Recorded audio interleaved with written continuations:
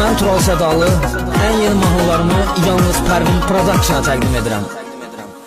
Sən məni atmaqla